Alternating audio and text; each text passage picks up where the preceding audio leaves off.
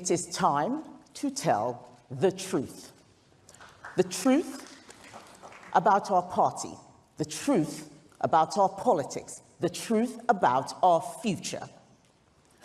For too long, politicians have been scared of the truth. For too long, politicians have hidden behind spin. For too long, politicians have told the public what they wanted to hear and then done their own thing. Well, I say enough.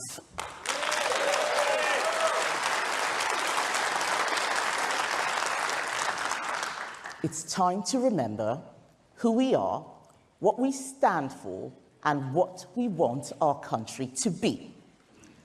7 years ago, I stood on this stage, so proud to be a Conservative Member of Parliament. We had just lost our majority, but our party was still in government, and that was all that mattered. But I am no longer a bright-eyed, bushy-tailed backbencher.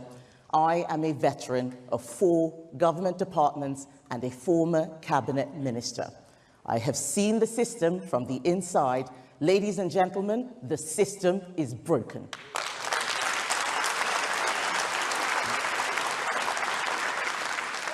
It is not enough just to be in government, because you can be in government and not have power.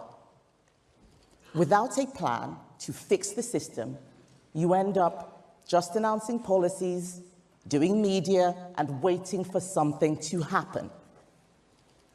And then you run into trouble, as this Labour government are quickly finding out.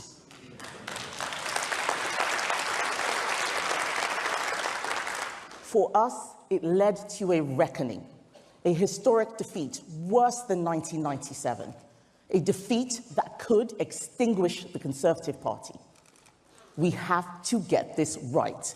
We have to renew, and then we can regain the trust of the British people. Otherwise, the left will get more time to ruin our country. And they've started quickly, haven't they? I actually thought it would take them longer to fall apart. But it is clear that this Labour government will leave a mess behind.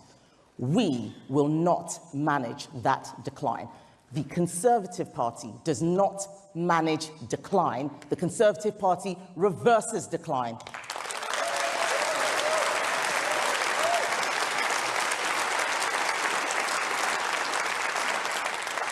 Our country needs us. We must not let it down.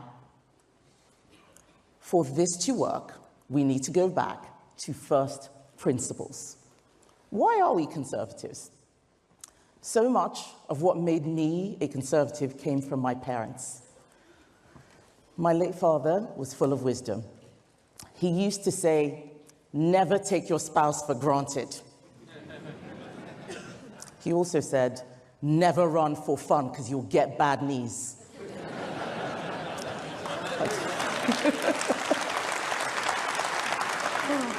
But he also taught me responsibility. He would say 80% of what happens to you is down to you. He was right. And as a GP, he taught me how to solve problems. He would say, if you get the diagnosis wrong, the treatment won't work. I miss my dad. He taught me the most important lesson of all. Never be afraid to do the right thing. No matter what people say about you, just do the right thing. My father taught me not to be afraid.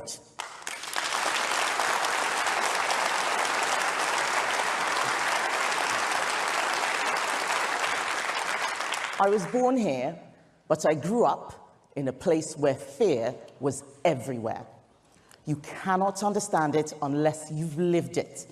Triple checking that all the doors and windows are locked, waking up in the night at every sound, listening as you hear your neighbors scream as they are being burgled and beaten, and wondering if your home will be next. When you've experienced that kind of fear, you're not worried about being attacked on Twitter.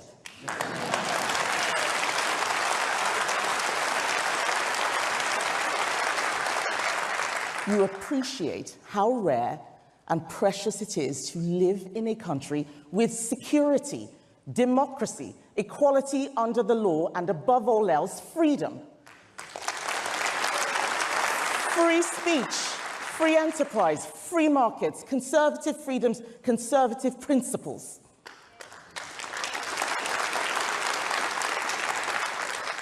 I am not a conservative because I studied politics at university. I'm an engineer. I am not a conservative because my family always voted conservative.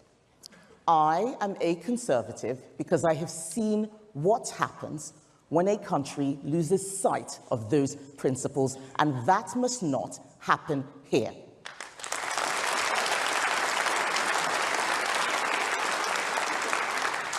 But if conservative principles are so great, why aren't we in government anymore? The truth is, we lost faith and stopped acting like conservatives. We stopped being leaders and became managers. We spoke right and governed left, and when we went after Labour votes, we lost our own.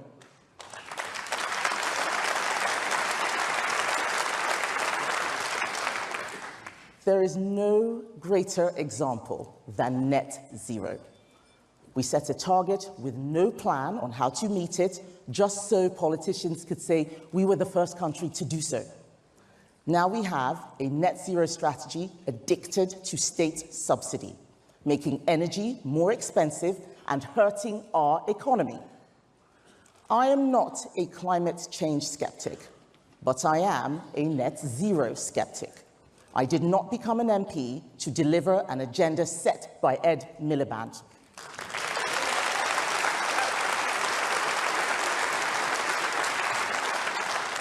Promises must come with a plan.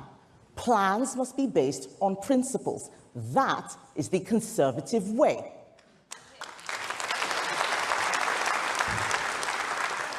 But in government, we did not always keep our promises. We promised to lower taxes. They went up. We promised to lower immigration. It went up. Why? Because the Treasury said high immigration was good for the economy, but we knew it was not good for our country. And we did not always defend our values. We did not defend capitalism. Capitalism does not mean corporatism. It does not mean monopolies. It means free markets and competition. We didn't always protect those principles. Like Labour, we raised taxes on business, corporation tax, capital gains tax, we taxed dividends, and we regulated like Labour. So instead of encouraging people to start and grow a business, it got harder and harder. Like the 1970s, we face a battle of ideas against the left and its desire for ever greater social and economic control. It is socialism returned, socialism in a suit.